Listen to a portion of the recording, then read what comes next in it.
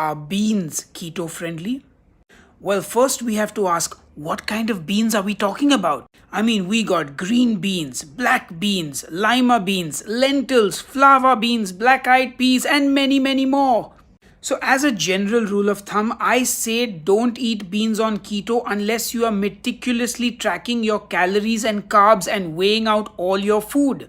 Because most beans have anywhere from 12 to 25 grams of net carbs per 100 grams of cooked beans.